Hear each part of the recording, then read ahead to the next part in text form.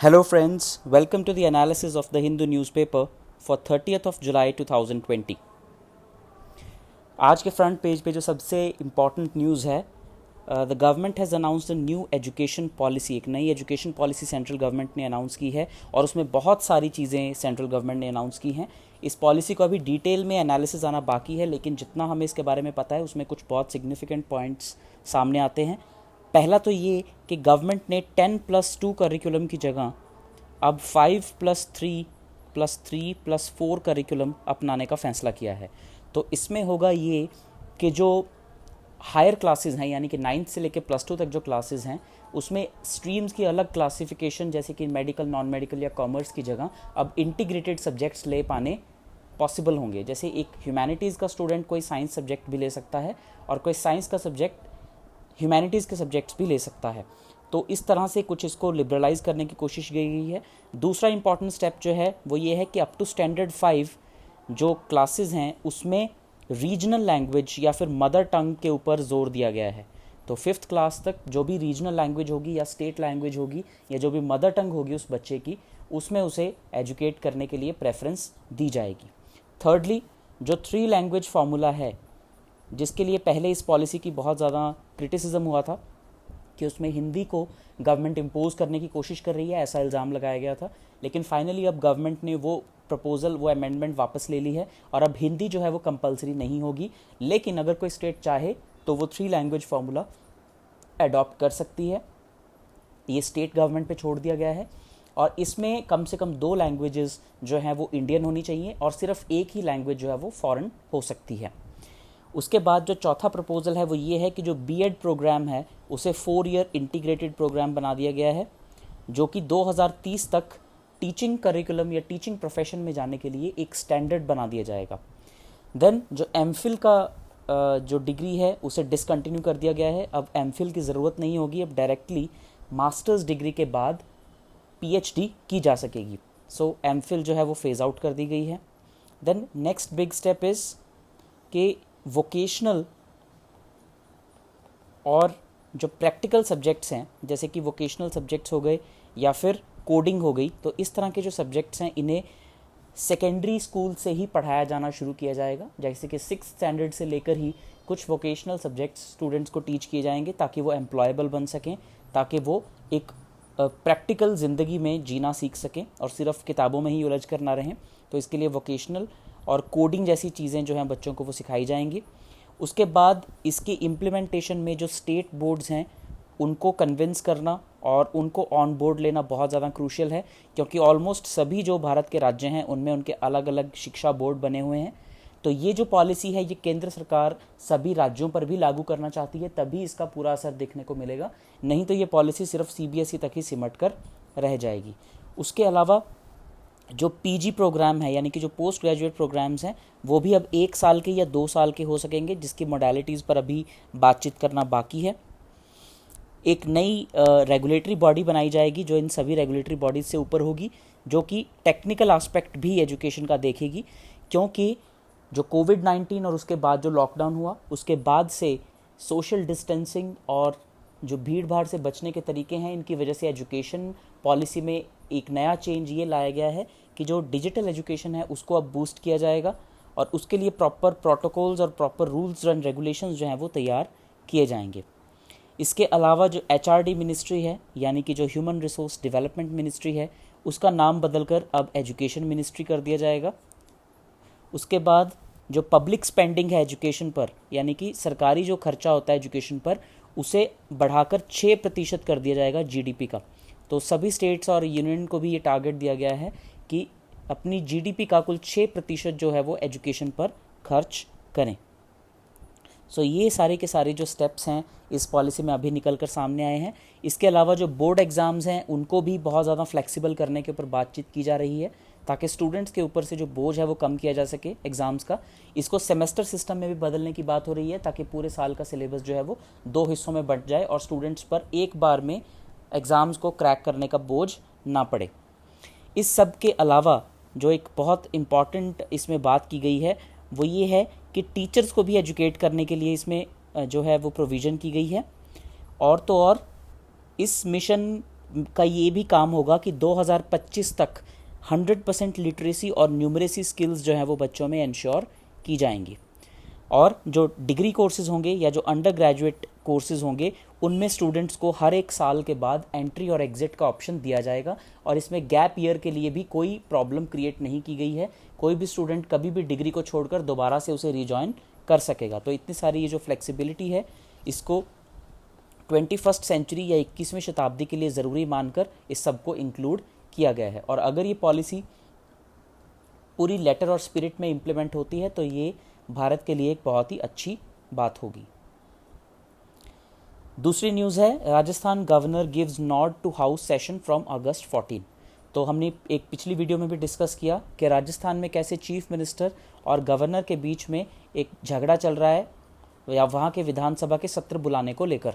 और हमने ये बात की थी कि कैसे जो संविधान है और जो सुप्रीम कोर्ट और हाई कोर्ट की अलग अलग फैसले आए हैं उसके अनुसार कैसे गवर्नर के ऊपर बाइंडिंग है कि उसे चीफ मिनिस्टर का डिसीजन मानना ही पड़ेगा और गवर्नर इस मामले में अपनी मनमानी नहीं कर सकते। सो कॉन्स्टिट्यूशन में भी ये लिखा हुआ है that the governor is bound by the aid and advice of the council of ministers. तो गवर्नर वही करेंगे जो उन्हें मुख्यमंत्री और उनके मंत्री करने के लिए कहेंगे। तो ऐसे में गवर्नर का 3 बार मुख्यमंत्री की बात को टालना एक अनप्रेसिडेंटेड बात है। ऐसा पहली बार हुआ है भारत में। 1950 से जब से संविधान लागू हुआ है तब से 70 साल में पहली बार गवर्नर ने चीफ मिनिस्टर की ऐसी कोई बात मानने से इनकार किया है। तो ये एक गलत प्रेसिडेंट जो है वो बन रहा था, लेकिन फाइनली चीफ मिनिस्टर का प्रपोजल जो है वो गवर्नर ने स्वीकार कर लिया है। तो उसमें 2 शर्तें थी गवर्नर की। पहली तो ये कि कम से कम 21 दिन का नोटिस पीरियड दिया जाए। वो मुख्यमंत्री ने वो बात मान ली है और 21 दिन का नोटिस पीरियड जो है वो दे दिया। और दूसरा ये कि कोरोना वायरस जो है उसके चलते ज़्यादा से ज़्यादा चेक्स जो हैं वो विधानसभा सत्र में लगाए जाएं ताकि ये बीमारी ना फैल सके। तो ये दोनों आश्वासन मुख्यमंत्री ने गवर्नर को दिए हैं और उसके बाद गवर्नर ने ये सेशन बुलाने को मंजूरी दे दी है। Trust setup to build mosque in Ayodhya. तो पिछले साल सुप्रीम कोर्ट की 5 जजेस का एक कॉन्स्टिट्यूशन बेंच का ये फैसला आया था जिसमें जो अयोध्या में राम मंदिर, राम जन्मभूमि और बाबरी मस्जिद का जो विवाद चल रहा था उसमें राम जन्मभूमि के लिए वो जगह दे दी गई और पूरी की पूरी उस जगह पर अब राम मंदिर बनने की तैयारी चल रही है। और इसी बीच कोर्ट ने ये भी बोला था कि जो वहाँ पर मस्जिद गिराई गई थी उसके एवज़ में किसी और जगह पर अयोध्या में ही 5 एकड़ अलग ज़मीन आवंटित की जाएगी सरकार की तरफ से, जहाँ पर एक मस्जिद बनाई जाएगी और उस मस्जिद की केयर टेकर के तौर पर एक ट्रस्ट भी सेटअप किया जाएगा। और फाइनली अब वो ट्रस्ट सेटअप कर दिया है उत्तर प्रदेश सुन्नी सेंट्रल वक्फ बोर्ड ने, और उस ट्रस्ट में करीब 15 लोग होंगे और ये 15 लोग उसके ऊपर निगरानी रखेंगे कि वो मस्जिद कब बनती है, कैसे बनती है और उसको कैसे मैनेज किया जाएगा। तो फाइनली जो वो साइट थी उससे करीब 25 किलोमीटर दूर अयोध्या के ही अंदर ये ज़मीन जो है ये आवंटित कर दी थी सरकार ने और इस पर अब वो मस्जिद बनाने के लिए एक ट्रस्ट सेटअप कर दिया गया है। आज का एडिटोरियल है ट्रबल इन नेपाल। तो इसमें नेपाल के जो मुख्यमंत्री हैं केपी शर्मा ओली, उनके लिए ये क्रिटिकल पीस लिखा गया है। इसमें क्रिटिसिज्म किया गया है कि जो केपी शर्मा ओली हैं वो उनका कद जो है लगातार नेपाल की राजनीति में गिरता जा रहा है और उसके बहुत सारे कारण बताए गए हैं। पहला कारण तो ये बताया गया है कि जो कम्युनिस्ट पार्टी ऑफ नेपाल है जिसके वो लीडर हैं, तो वो इस वक्त क्रिटिसिज्म का सबसे ज़्यादा सामना इस वजह से कर रहे हैं क्योंकि वो 2 डेजिग्नेशंस या 2 पोस्ट्स को एक साथ होल्ड कर रहे हैं, जो कि किसी भी डेमोक्रेसी में एक अच्छी बात नहीं मानी जाती। तो वो ही कम्युनिस्ट पार्टी के चेयरपर्सन भी हैं और वो ही नेपाल के प्रधानमंत्री भी हैं। तो एक व्यक्ति का 2 पदों पर रहना कभी भी एक डेमोक्रेसी के लिए या एक लोकतंत्र के लिए अच्छी बात नहीं मानी जाती। जैसे अगर हम भारत की एग्जांपल लें तो जब श्री मनमोहन सिंह यहाँ के प्रधानमंत्री थे उस वक्त सोनिया गांधी जो थी वो कांग्रेस पार्टी की चेयरपर्सन थी। तो ये 2 अलग अलग लोग 2 अलग अलग पोस्ट्स को संभाले हुए थे। उसी प्रकार अभी जो प्रधानमंत्री हैं श्री नरेंद्र मोदी वो सिर्फ प्रधानमंत्री हैं और जो भारतीय जनता पार्टी है उसके जो लीडर हैं वो इस वक्त श्री जेपी नड्डा हैं। तो अगर इन दोनों पोस्ट पर एक ही इंसान काबिज हो तो उससे पार्टी और जो देश है दोनों की कमांड एक ही व्यक्ति के हाथ में आ जाएगी, जो कि लोकतंत्र के लिहाज से एक अच्छी बात नहीं मानी जाती। लेकिन ये गलती जो है वो केपी शर्मा ओली के केस में हो रही है। तो उन्होंने 2 पदों को एक ही साथ संभाल रखा है, जिसका उनकी पार्टी बहुत विरोध करती आई है। और उन्हीं की पार्टी की जो एक फैक्शन है जिसे श्री पुष्प कमल दहल प्रचंड जो है वो हेड करते हैं, तो उन्होंने इसका पुरजोर विरोध किया है कि एक व्यक्ति 2 पदों को कैसे संभाल सकता है। दूसरा जो उनको क्रिटिसिज्म है वो ये है कि वो भारत के खिलाफ बहुत ही ज़्यादा जहर उगल रहे हैं। एंटी इंडिया जो उनका प्रोपेगेंडा है वो बहुत ज़्यादा उन्होंने बढ़ा रखा है। तो ऐसा इसलिए माना जाता है कि जो केपी शर्मा ओली हैं ये प्रो चाइना हैं, ये चाइनीज़ सरकार के बहुत करीब हैं, क्योंकि ये भी कम्युनिस्ट पार्टी के हैं और चाइना में भी कम्युनिस्ट पार्टी का राज है। तो ये एक कारण माना जाता है कि इस वजह से ये एंटी इंडिया ज़्यादा हुए पड़े हैं, जिसका पता इन बातों से चलता है कि जो नेपाल की संसद है उसने एक मैप पास किया है जिसमें इंडिया के कुछ हिस्से जो हैं वो उस मैप में दिखाए गए हैं, जिसमें से लिपुलेख, कालापानी और लिम्पियाधुरा, ये 3 ऐसे जो इलाके हैं जो कि इंडिया क्लेम करता है कि ये उसके हैं, जबकि ये नेपाल ने अपने लक्ष्य में दिखा दिए हैं, जिसमें लिपुलेख सबसे ज़्यादा इम्पॉर्टेंट है। तो एंटी इंडिया प्रोपेगेंडा उनका इस बात से पता चलता है कि उन्होंने अपना मैप जो है वो कॉन्स्टिट्यूशनल अमेंडमेंट से या संवैधानिक बदलाव से उसे अप्रूव करा लिया है। दूसरा, उन्होंने भारत के खिलाफ बहुत से आरोप लगाए हैं कि जो भारत की एम्बेसी है काठमांडू में, वहाँ पर उनकी सरकार को गिराने को लेकर बहुत सारे षड्यंत्र रचे जा रहे हैं जो कि अभी तक वो प्रूव नहीं कर पाए हैं।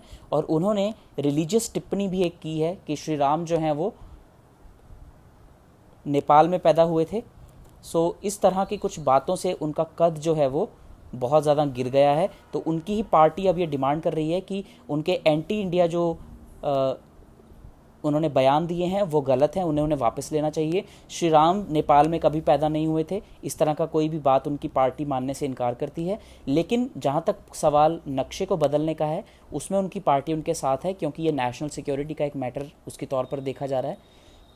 बहरहाल इन सभी बातों के बावजूद भी इस बात से इनकार नहीं किया जा सकता कि जो मिस्टर केपी शर्मा ओली का एंटी इंडिया प्रोपेगेंडा है वो उनको और उनकी पार्टी दोनों को नुकसान पहुंचा रहा है। तो इसमें इसी बात के ऊपर कंक्लूड किया गया है कि मिस्टर केपी शर्मा ओली को बैलेंस होकर चलने की ज़रूरत है, क्योंकि भारत जो है वो उनका ऑल वेदर फ्रेंड रहा है। हमेशा से नेपाल का जो उनके नेपाल और इंडिया के बीच में टाइज़ हैं वो बहुत अच्छे रहे हैं, और मिस्टर केपी शर्मा ओली को उन्हें इस तरह से ख़राब नहीं करना चाहिए।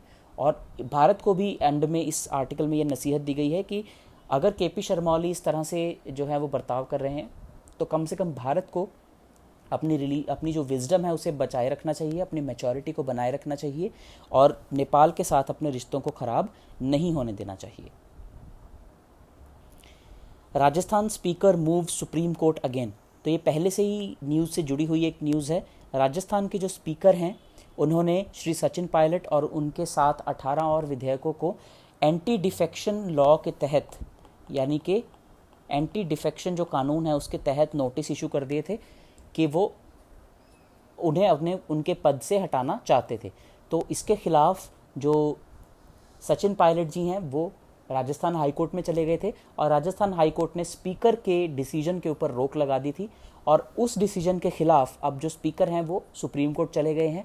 तो स्पीकर का ये कहना है कि एंटी डिफेक्शन प्रोविज़न जो कि संविधान के 10वें शेड्यूल में दी गई है उसके तहत जो प्रिजाइडिंग ऑफिसर होता है हाउस का, उसके पास ये अधिकार दिया गया है कि यदि कोई भी हाउस का मेंबर, चाहे वो एमपी हो चाहे वो एमएलए हो, यदि वो अपनी पार्टी के खिलाफ जाता है तो उसे उसके पद से हटाया जा सकता है, डिस्क्वालीफाई किया जा सकता है under the provision of anti defection law.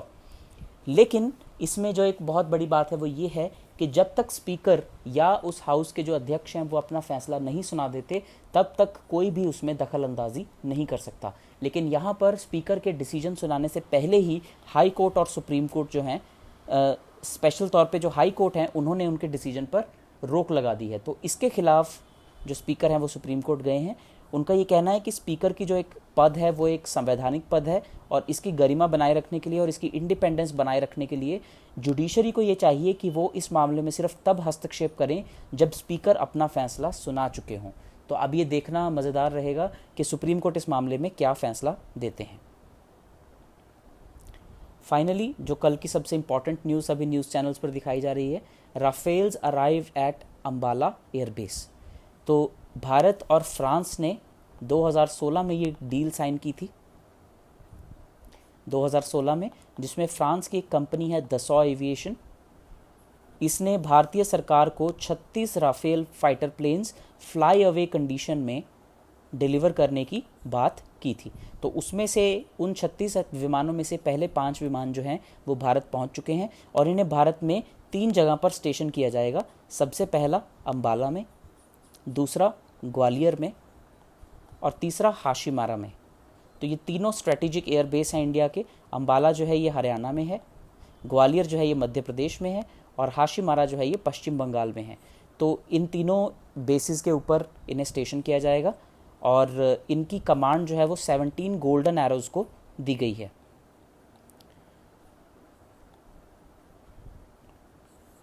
और उसके बाद अंबाला में इनके स्टेशन करने के ऊपर जो बात आ रही है वो ये है कि अंबाला से जो पाकिस्तानी सीमा है वो सिर्फ 220 किलोमीटर की दूरी पर है, यानी कि पाकिस्तान की सीमा भी और यहाँ से जो चीन की सीमा है वो भी करीब 250 किलोमीटर की ही दूरी पर है।